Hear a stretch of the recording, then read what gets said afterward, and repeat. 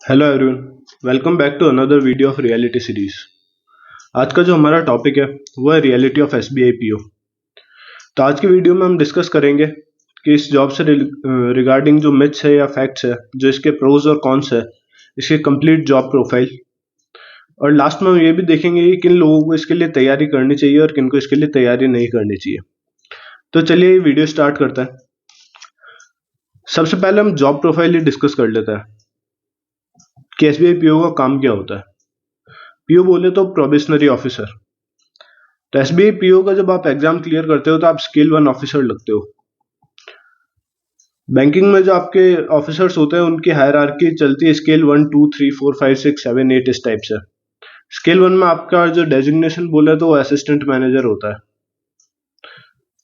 But इसका मतलब ये जरूरी नहीं कि आप हमेशा असिस्टेंट मैनेजर ही रहे। बहुत सी बार हो सकता है कि आपको किसी छोटी ब्रांच का ब्रांच मैनेजर भी बना दे after a certain amount of experience, या आप किसी और बैंक से काम करके इस बैंक में आए तो आपको डायरेक्ट भी ब्रांच मैनेजर बना सकते हैं। बट मोस्टली क्या होता है, स्टार्टिंग में आपकी ट्रेनिंग होती है,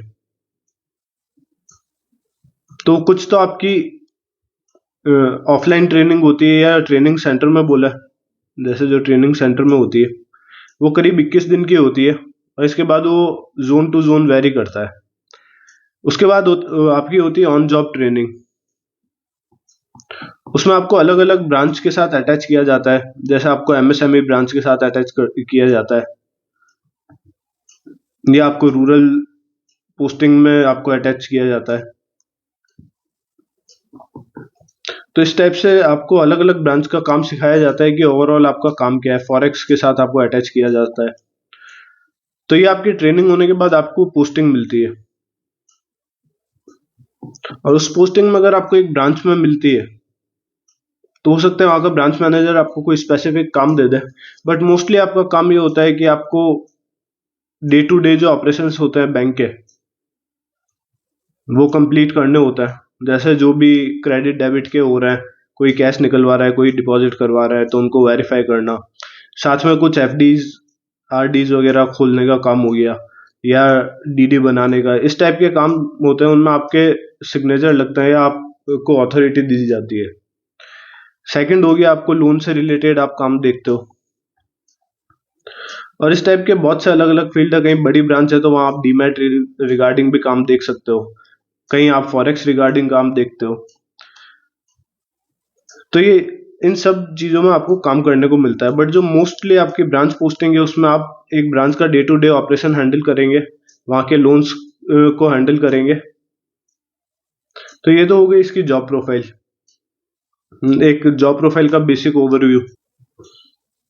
अब इसके बाद हम सेकंड जो चीज है वो देख लेते हैं इसके प्रोज, कि इसके प्रोज क्या है या क्यों आपको ये जॉब के लिए एस्पायर करना चाहिए और करनी चाहिए। तो जो पहला इसका प्रो है वो है गुड कैरियर प्रोग्रेशन।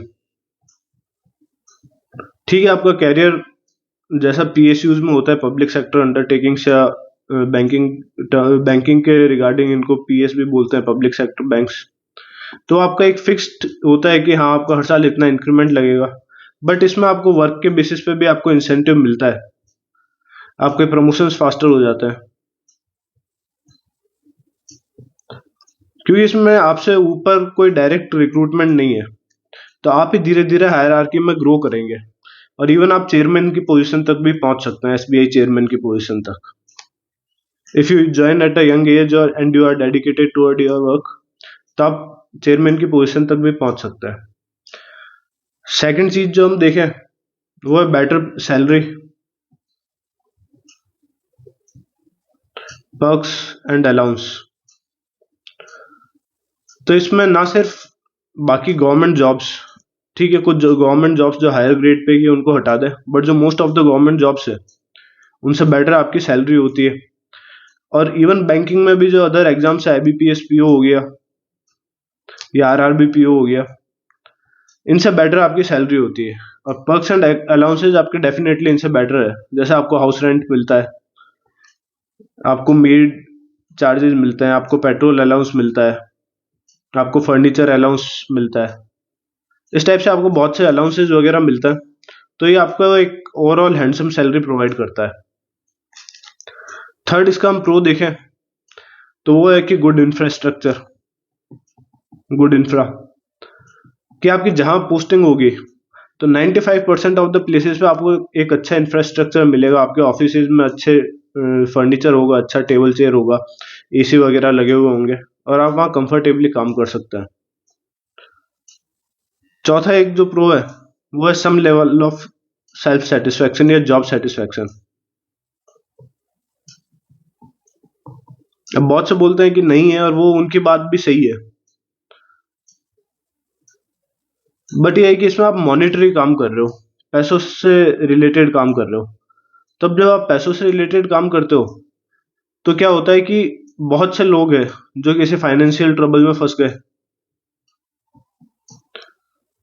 या कुछ और चीज में फंस गए, वो आपके पास हेल्प के लिए आते हैं, आप उनकी हेल्प कर पाते हो और वो खुश होते हैं और आपको भी एक अपने अंदर सेटिस्फेक्शन फील होता है कि आपने किसी की मदद की।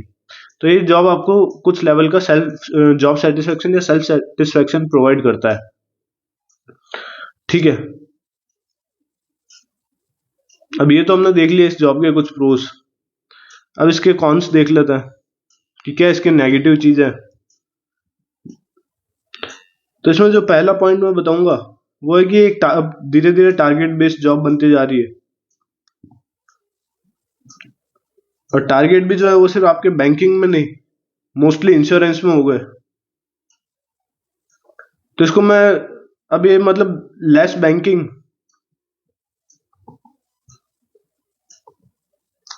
एंड मोर इंश्योरेंस एजेंट वाली जॉब बनती जा रही है। इंश्योरेंस भी इंश्योरेंस कंपनी वाला नहीं कि आप LIC AO बन गए या LIC AO बन गए, इंश्योरेंस में आप एजेंट टाइप का। तो इसमें क्या होता है कि आपके वो टारगेट फिक्स किए जाते हैं कि आपको इतने इंश्योरेंस सेल करना है। जैसे मान लीजिए SBI में है तो SBI के कुछ अपने इंश्योरेंस चलते हैं। एक SBI लाइफ होता है, एक SBI पाई होता है, पर्सनल एक्सीडेंटल इंश्योरेंस, इस टाइप से कुछ इंश्योरेंस है। तो आपको टारगेट दिए जाते हैं कि आपको इतने इंश्योरेंस कंप्लीट करना है इस महीने में या ये या वो। और इससे फिर बहुत सी बारी होता है कि आपकी छुट्टियों को रिलेट कर दिया जाता है। आप अगर टारगेट कंप्लीट कर लेते हैं तो आपकी छुट्टियां सैंक्शन की जाती है और आप टारगेट पूरा नहीं करते तो आपकी छुट्टियां कैंसिल की जाती है। तो ये चीज है। फिर ये क्या होता है कि टारगेट अचीव करने के लिए बहुत सी बार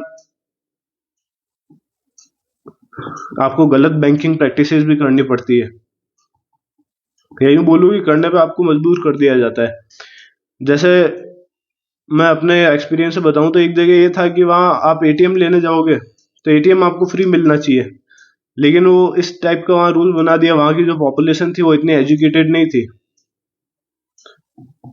तो जो ब्रांच का स्टाफ था उन्होंने इस टाइप का रूल बना दिया कि आपको ATM चाहिए तो आपको 1000 रुपए का इंश्योरेंस, जो मैं पाई बता रहा हूँ, पर्सनल एक्सीडेंटल इंश्योरेंस, वो करवाना पड़ेगा।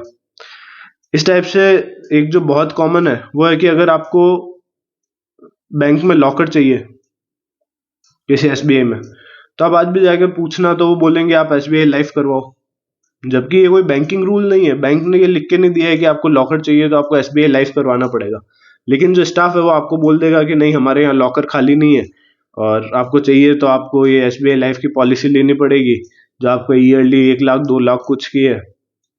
तो इस टाइप से वो आपको बाउंड करते हैं या काइंड ऑफ हैरेस करते हैं कि आपको ये चीज करवानी पड़ेगी तो हम आपको ये फैसिलिटी देंगे।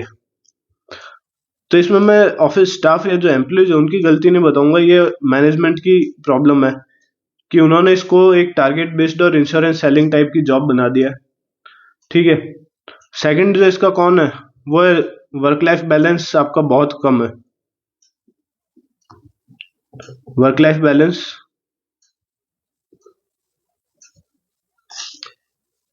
You don't have a good work life balance, it is a hectic job. बहुत सी बार आप देखोगे तो रात को 8-9 बजे तक आप हर दिन बैठे हो ब्रांच में। बहुत सी बार आपको संडे को भी ऑफिस जाना पड़ सकता है, कभी आपकी मीटिंग है कभी कुछ है, लीव्स आपकी बहुत मुश्किल से सैंक्शन की जाती है। तो ओवरऑल इसमें आपका वर्क लाइफ बैलेंस कॉम्प्रोमाइज होता है। नो डाउट कि ये इस सब के लिए आपको अच्छे से कॉम्पनसेट कर रहे हैं मॉनेटरी वाइज, बट ये चीजें आपके धीरे धीरे आपकी हेल्थ पे टोल करने लग जाती है। आपकी हेल्थ डिटीरियोरेट होने लग जाती है due to long working hours and this hectic and pressurised environment. Third जो है वो है ट्रांसफर पॉलिसी। इसमें एक चीज जो थोड़ी बेटर है वो ये है कि बाकी जैसे IBPS का एग्जाम है तो उसमें आपका कोई कैडर फिक्स नहीं है। इसमें आपका स्टार्टिंग में आपको एक कैडर अलॉट होता है। अब वो आपकी रैंक पे डिपेंड करता है कि आपको कौन सा कैडर मिला है। बट आपको कैडर मिल गया तो फिर ये होता है कि आप स्केल 3 या स्केल 4 तक उसी कैडर में रहते हो।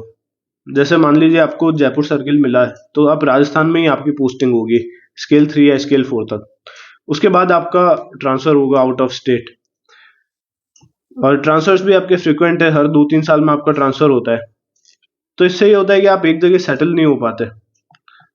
या आपको राजस्थान में भी पोस्टिंग मिली है तो यहाँ भी आपको हर 2-3 साल में ट्रांसफर होगा तो आप पर्टिकुलर प्लेस पे सेटल नहीं हो पाओगे।